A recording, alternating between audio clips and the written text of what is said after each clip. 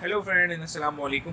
Welcome to easy learning 700। ये MGT 101 की lecture series चल रही है और आज के अंदर हम डेबिट और क्रेडिट रूल्स और preparation of voucher with supportive documents पढ़ेंगे। आइए स्टार्ट करते हैं आज की वीडियो को। तो अब जो डेबिट वर्ड है वो कहाँ से ड्राइव हुआ है? डेबर इन लैटिन से ड्राइव हुआ है, या शॉर्ट के अंदर हम DR लिख सकते हैं। और इसी के क्रेडिटर का भी वर्ड ही लैटिन से ही ड्राइव हुआ है, क्रेडिटर से।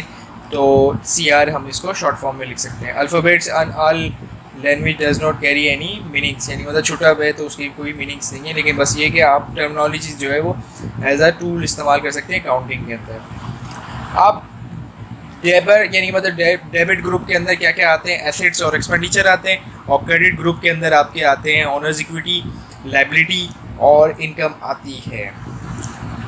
अब type of accounts element of financial statement वो कितने होते हैं? वो 5 होते हैं। Asset, liability, equity, income and expenditure, ये होते हैं आपके।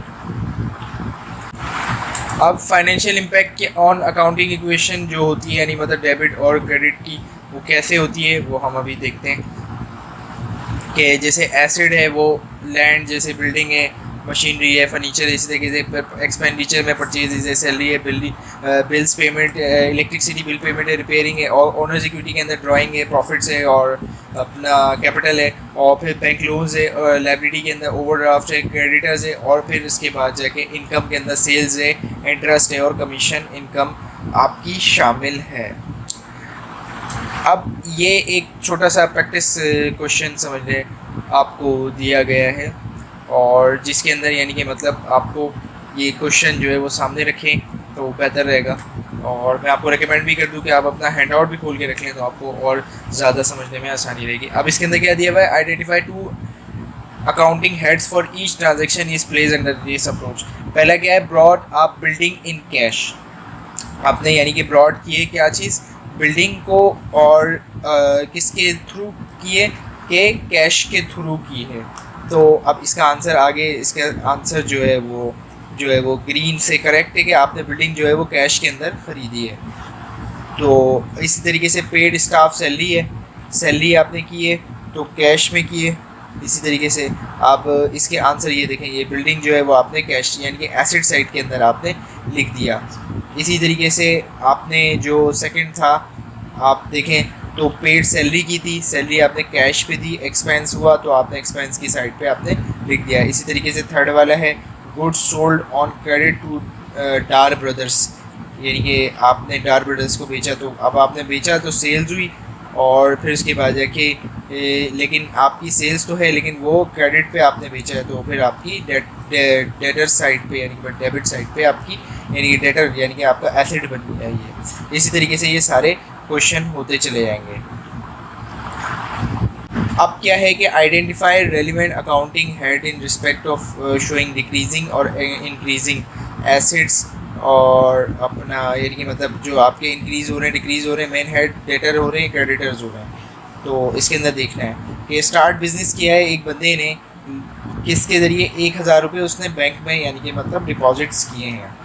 तो और फिर इसके आगे परचेज इंश्योरेंस किया है चेक से, और फिर ओनर ड्रॉ कर रहा है कितना? 2000 रुपये पर मशीन परचेज की गई है। फिर 2000 रुपये से लोन टेकन कितना के फ्रेंड को कितने का? 200 रुपये का। इस तरीके से आपने मशीनरी जो है वो रिटर्न की है 2000 रुपये की। गुड रिटर्न जो हुआ है वो कश्मीरी से वो कितने? 100 रुपये के। और फिर इसके आगे गुड रिटर्न टू हैरिस जो है वो हारिस वो 200 रुपये के हैं। और फिर उसके आगे फ्री सैंपल्स जो दिए गए वो 50 रुपये के। और लोन जो है वो रीपेमेंट भी हो गई है।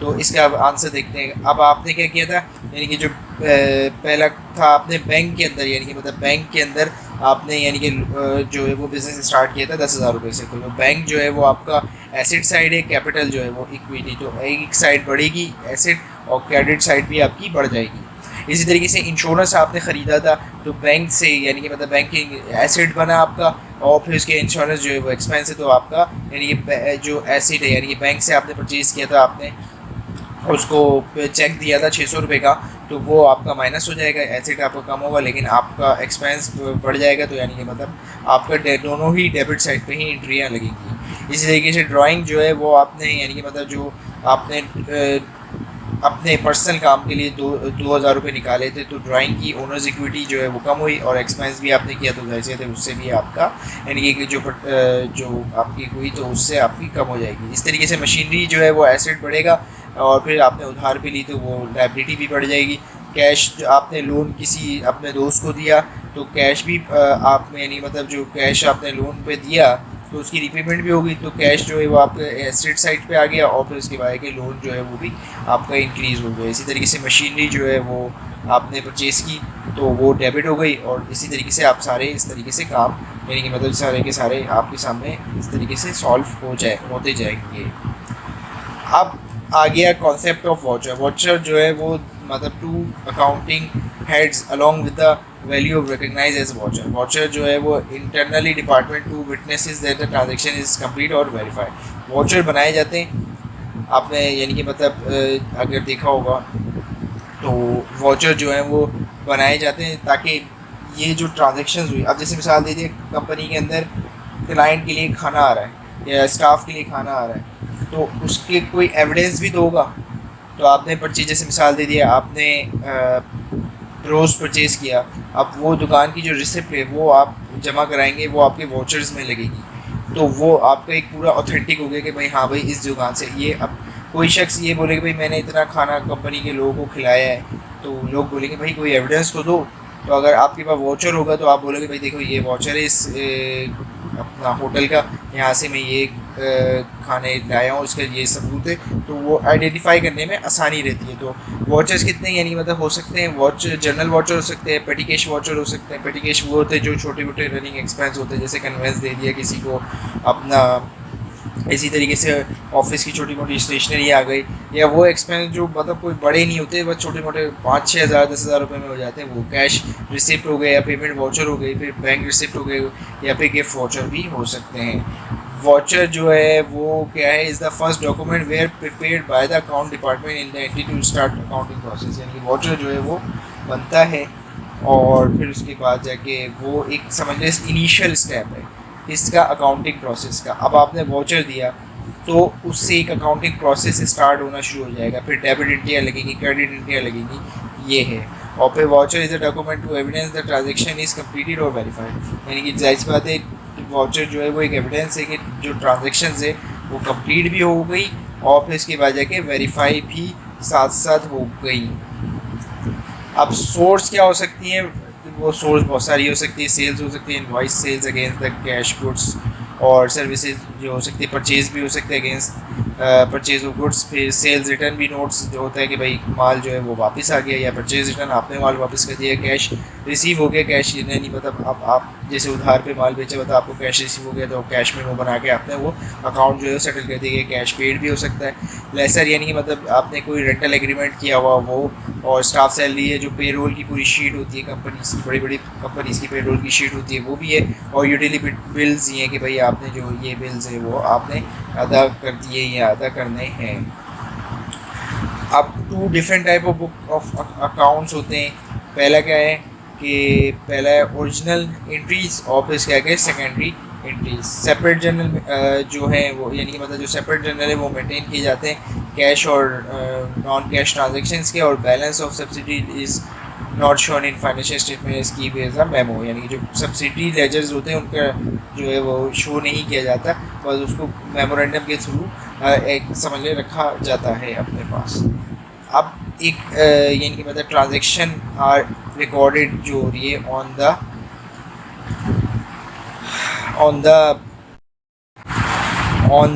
यानी कि मतलब जो आपकी हो रही है। अब क्या कह रहे हैं, ऑफिस रेंट जो है यानी कि ऑफिस का जो रेंट है वो पेड हो रहा है 15 मंथ का एट द रेट ऑफ 10,000 रुपये पर मंथ। तो 15 और 1.5 लाख रुपये was recognise at the rent expense in the, यानी कि मतलब आपने 15 महीने का कर दिया रेंट, तो वो आपका जो रिकग्नाइज होगा वो 2019 में होगा। और फिर इसके क्लीनिंग एजेंट जो है वो रिसीव कर रहा है कितना, उसको 1,80,000 रुपये मिल रहे हैं अगेंस्ट 18 महीने की क्लीनिंग के रिकग्नाइज एज एन इनकम, यानी कि जो आपने सर्विसेज दी वो एज एन इनकम हो रही है। Transaction record on the basis of expense and income belongs to the reporting period. यानी मतलब जैसे जैसे एक्सपेंस यानी कि बेस एक्सपेंस होगा और इनकम जो होगी वो बिलोंग होगी रिपोर्टिंग पीरियड के रिगार्डलेस जो कंडीशन है settlement of cash has been और हैपेंड नॉट। यानी मतलब कैश आए बाद में या ना आए वो एक अलग चीज़ है, लेकिन रिकॉर्ड उसी होगी जब वो एग्जीक्यूट होगी ट्रांजेक्शन। इसी तरीके से एक ऑफिस रेंट है जो पे हो रहा है, यानी कि मतलब वही बात, तो उसके अंदर आपकी जो है वो रिकग्नाइज होगी रेंट एक्सपेंस 2009 में। अब हम कैश बाद में भी लें या पहले ले लें, लेकिन रिकग्नाइज उसी पीरियड की होगी ट्रांजेक्शन जिस पीरियड की है, और इनकम भी उसी में रिकग्नाइज होगी। अब इसमें cash base accounting system which record income and when receive an expense, यानी कि जो कैश बेस्ड ट्रांजेक्शन है उसके अंदर सिस्टम के अंदर रिपोर्ट हो रही है इनकम की, व्हेन रिसीव एन एक्सपेंस हो रही है। अक्रूवल अकाउंटिंग जो है वो सिस्टम में recording where report income was earn and expense as in and occurred, यानी मतलब जैसे जैसे अकर्ड हो रही है वैसे वैसे आप ट्रांजेक्शन जो है रिकॉर्ड हो रही है, और वैसे जो कैश बेस्ड ट्रांजेक्शन है उसमें इनकम जैसी होगी वैसी आप अपना एक्सपेंस यानी मतलब कर लेंगे, कोई मसले वाली बात नहीं है। सिंपल है बुक कीपिंग करना, single affect of each financial entries in the book है ये है, और क्या है कि it does not required background और ट्रेन इन अकाउंटिंग, यानी मतलब जो सिंगल एंट्री है वो तो समझ लें एक जो दूध वाला जो है वो खाता चला रहा होता है वो भी सिंगल एंट्री तकरीबन वो प्रोसेस कर रही है। आपकी गली मोहल्ले की दुकानें जो होती है, अपना किराना स्टोर, वो भी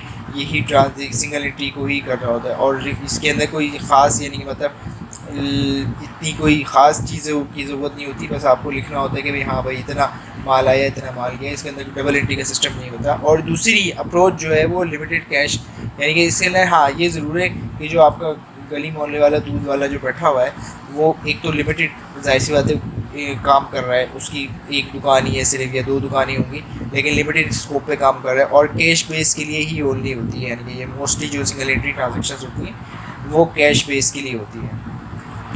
स्मॉल एंटिटी में effect that prefer single entry accounting over the double entries. ऐसी बात है जो जितनी भी छोटी दुकानें गली मोहल्लों की दुकानें हैं वो डबल एंट्री करने बैठेंगे तो भाई फिर वो धंधा कब करेंगे बैठ के, तो वो इससे बेहतर है कि वो इस झमेले में पड़े कि डबल एंट्री की भाई हमने कैश पे माल ख़रीदा फिर उसकी एंट्री हमने कर दी, उधार पे माल ख़रीदा, इस तरीके से ये सब चीज़ों को छोड़ के वो सिंपल अपनी एंट्री करते और फिर उसके बाद कि जो है वो कैश की एंट्री करते हैं। नॉट अक्रूवल इनके अंदर इतना वो नहीं होता, इनका ये होता है कि हाथ के हाथ माल आया हाथ के हाथ माल बिक गया। फ्यू फाइनेंशियल ट्रांजेक्शन पर यानी ऐसी बात है बहुत कम ट्रांजेक्शन होती हैं, मतलब एक दूध वाले की कितनी 50-60 ट्रांजेक्शन हो जाएंगी ये, या चले 100 हो जाएंगी या 500 हो जाएंगी, इससे ज़्यादा नहीं होंगी ट्रांजेक्शन। लेकिन हाँ अगर किसी कंपनी में जाएंगे तो वहाँ तो डेली बेसिस पे भी लाखों ट्रांजेक्शन्स भी हो सकते हैं। अगर आप बैंक की मिसाल दें तो बैंक्स के अंदर तो लाखों ट्रांजेक्शन होती हैं डेली बेसिस पे, तो वहाँ पर तो सिंगल एंट्री बिल्कुल ही बेकार है। और एंटिटी डज नॉट सेल और इट्स ओन क्रेडिट, यानी मतलब यानी कि उधार पे नहीं बेचती वो बहुत, यानी does not sell its own credit जो है वो क्रेडिट नहीं। Customer may pay at the time of the sales, यानी मतलब दूध वाले के पास जाते हैं अब उससे ही नहीं होते। हाँ अगर बहुत कोई आपकी अच्छी सेटिंग हो तो वो बोल सकते हैं कि भाई बाद में ले लेना, लेकिन मोस्टली यही होता है आपने उससे 1 किलो दूध ख़रीदा, आपने उसको पैसे दिए और बस मामला ख़त्म। और फ्यू एम्प्लॉयज़ होते हैं ऐसे होते हैं जो दूध वाले आपके पास आपके जो गली मोहल्ले में बैठा होता है उसके पास लाखों या हज़ारों एम्प्लॉयज़ या सैकड़ों एम्प्लॉयज़ भी नहीं होते, गिनती के 5-6 एम्प्लॉयज़ ही होते हैं। अगर बड़ी दुकान हो तो 7-8-10 हो जाएंगे या 15-20 हो जाएंगे, इससे ज़्यादा नहीं होंगे। और फिर इसके बाद है कि entity privilege hold and operations in sole proprietor, और जो एंटिटी मोस्टली होगी वो सोल प्रोप्राइटर ही होगी या फिर वो हुआ तो ज़्यादा वो पार्टनरशिप होगी। और system has fail short of complete double entry approach in single entry और it is deficit in double entry system होगी। मैं उम्मीद करता हूँ आपको ये वीडियो समझ में आई होगी। Thank you for watching this.